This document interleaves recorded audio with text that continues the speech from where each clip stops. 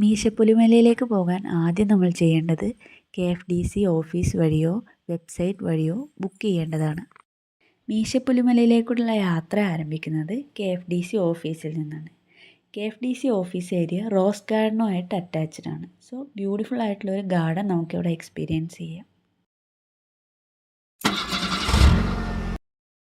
KFDC arrange ചെയ്തു തന്ന ജീപ്പിലാണ് ഞങ്ങൾ മീശപ്പുലിമലയിലേക്ക് യാത്ര തിരിച്ചത്.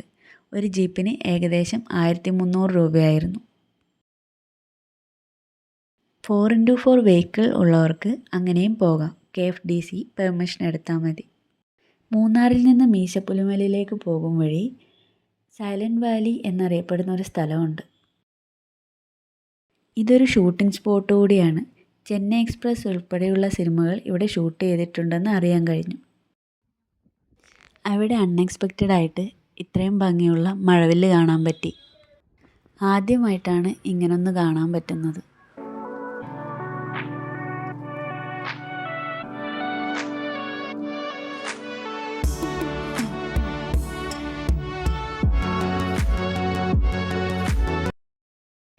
അങ്ങനെ നമ്മുടെ യാത്ര കണ്ടിന്യൂ ചെയ്ത് മീശപ്പുലിമല ബേസ് ക്യാമ്പിലെത്തുന്നു. ട്രെക്കിങ്ങിന് വരുന്നവർക്കുള്ള 10 സ്റ്റേ ഫെസിലിറ്റീസ് അവിടെ ഒരുക്കിയിട്ടുണ്ട്. KFDC ഓഫീസിൽ നിന്ന് ലഭിച്ച എൻട്രി പാസും നമ്മളുടെ പേഴ്സണൽ ഡീറ്റെയിൽസും എഴുതി സൈൻ ചെയ്ത് ഇവിടെ കൊടുത്തിട്ട് വേണം യാത്ര കണ്ടിന്യൂ ചെയ്യാൻ. ഇനി നമ്മൾ പോകുന്നത് റോഡോ മാൻഷനിലേക്കാണ്. റോഡോ മാൻഷനിലാണ് നമ്മൾ സ്റ്റേ ചെയ്യാൻ പോണത്. ഇവിടുത്തെ ഫുഡ്, അക്കോമഡേഷൻ ആൻഡ് ട്രാവൽ ഗൈഡിന് വേണ്ടി നമ്മൾ 6620 രൂപയാണ് 2 പേർക്ക് കൂടി പേ ചെയ്യുന്നത്. മീശപ്പുലിമലയിൽ ധാരാളമായി കാണപ്പെടുന്ന റോഡോഡെൻഡ്രോൺ എന്ന ഒരു തരം മരമുണ്ട്. ആ മരത്തിൻ്റെ പേരിൽ നിന്നാണ് റോഡോ മാൻഷൻ എന്ന പേര് വന്നത്. റോഡോ മാൻഷന് ചുറ്റും പൈൻ മരങ്ങളാൽ തിങ്ങി നിറഞ്ഞതാണ്. ഈവനിങ് ആയപ്പോഴാണ് നമ്മളവിടെ എത്തിയത്. ആ സമയത്തെ ടെമ്പറേച്ചർ ഏകദേശം 3 to 4 ഡിഗ്രി സെൽഷ്യസ് ആയിരുന്നു. ഒരു കട്ടൻ ചായയും കുടിച്ച് അടുത്തുള്ള മലമുകളിലേക്ക് ചെറിയൊരു ട്രക്കിംഗ് നടത്തി. സൺസെറ്റ് കാണാൻ പോയതാണെങ്കിലും മൂടൽമഞ്ഞും മഴക്കാറും കാരണം കാണാൻ പറ്റിയില്ല. പക്ഷേ അവിടെ എത്തിയപ്പോഴുള്ള ഒരു എക്സ്പീരിയൻസ് പറഞ്ഞറിയിക്കാൻ പറ്റില്ല. അനുഭവിച്ച് തന്നെ അറിയണം. പിന്നെ ആ ചെറിയ ട്രക്കിംഗ് കൂടെ തന്നെ ഒരു കാര്യം മനസ്സിലായി. മീശപ്പുലിമല ട്രക്കിംഗ് എന്ന് പറയുന്നത് നിസ്സാരമായൊരു കാര്യമല്ല.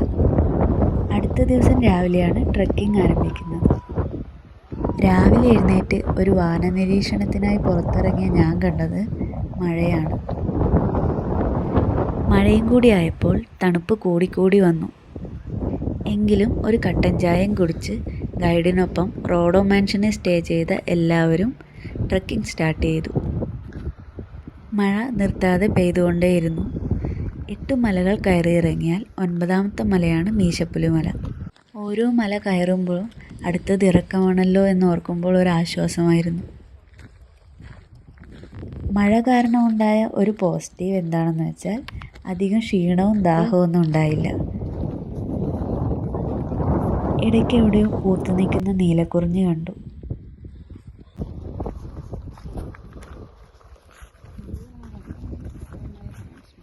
ഈ കാണുന്നതാണ് ഞാൻ നേരത്തെ പറഞ്ഞ റോഡോഡെൻഡ്രോൺ. കോട കാരണം അടുത്തുള്ള കാഴ്ചകൾ മാത്രമേ നമുക്ക് കാണുവാൻ പറ്റുമായിരുന്നു. അങ്ങനെ നടന്ന് 9ാമത്തെ മലയെത്തി, മീശപ്പുലിമല. സമുദ്രനിരപ്പിൽ നിന്നും 2640 മീറ്റർ ഉയരത്തിലായാണ് പശ്ചിമഘട്ടത്തിലെ സെക്കൻഡ് ഹയസ്റ്റ് പീക്കായ മീശപ്പുലിമല സ്ഥിതി ചെയ്യുന്നത്. പുലിയുടെ മീശയുടെ ഷേപ്പിലായതുകൊണ്ടാണത്രേ ഈ മലയ്ക്ക് മീശപ്പുലിമല എന്ന പേര് വന്നത്. മലയുടെ അങ്ങേയറ്റം കണ്ടാൽ ഭൂമിയുടെ അവസാനമാണെന്ന് തോന്നും.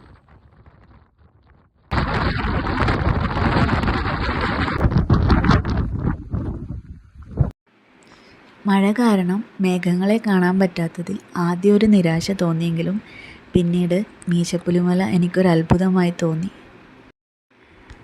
മലയുടെ അടിവാരത്ത് നിന്നും മഞ്ഞാണോ മഴയാണോ എന്നറിയാൻ പറ്റാത്ത തണുത്ത എന്തോന്ന് മുഖത്തേക്ക് അടിച്ചു കയറി. ആ ഒരു ഫീലിംഗ് എനിക്ക് പറഞ്ഞറിയിക്കാൻ പറ്റാത്തതാണ്. ഇത് തന്നെയാണ് എനിക്ക് മീശപ്പുലിമല ട്രക്കിൽ ഏറ്റവും ഇഷ്ടപ്പെട്ട ഒരനുഭവം. മഞ്ഞാണെങ്കിലും മഴയാണെങ്കിലും മുകളിൽ നിന്ന് താഴേക്കല്ലേ വരേണ്ടത്. ഇത് അടിവാരത്തിൽ നിന്ന് മുകളിലേക്കാണ് വരുന്നത്. അങ്ങനെ അവിടെ കുറച്ച് സമയം സ്പെൻഡ് ചെയ്ത ശേഷം എല്ലാവരും മലയിറങ്ങാൻ തുടങ്ങി. അങ്ങോട്ട് പോയ വഴിയേ ആയിരുന്നില്ല തിരിച്ചിറങ്ങിയത്. അതിലും മനോഹരമായ വഴിയായിരുന്നു. ഈ കാണുന്നത് റോഡോഡെൻഡ്രോൺ ഫ്ലവറാണ്. ഇടയ്ക്ക് അടുത്തുള്ള ആൾക്കാരെ പോലും കാണാൻ പറ്റാത്ത അത്രയും മൂടൽമഞ്ഞും മഴയും വന്നു.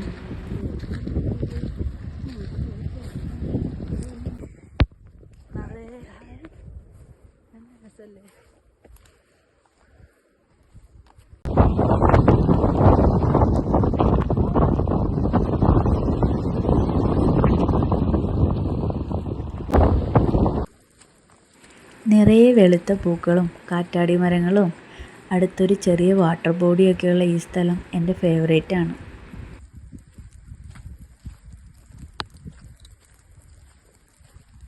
അങ്ങനെ മോർണിംഗ് 6:30 ഇറങ്ങിയ നമ്മൾ മഴയത്ത് നനഞ്ഞു കുളിച്ച് ഒരു 10 AM ആയപ്പോൾ റൂമിൽ തിരിച്ചെത്തി. അൺഎക്സ്പെക്റ്റഡ് ആയിട്ടുള്ള മഴ കാരണം വളരെ ഡിഫറെൻ്റ് ആയിട്ടുള്ള കാഴ്ചകളും ഓർമ്മകളും അനുഭവങ്ങളുമാണ് മീശപ്പുലിമല തന്നത്. ഇനിയും അങ്ങോട്ടേക്കുള്ള ഒരു യാത്രയ്ക്കായി ഞാൻ കാത്തിരിക്കുന്നു.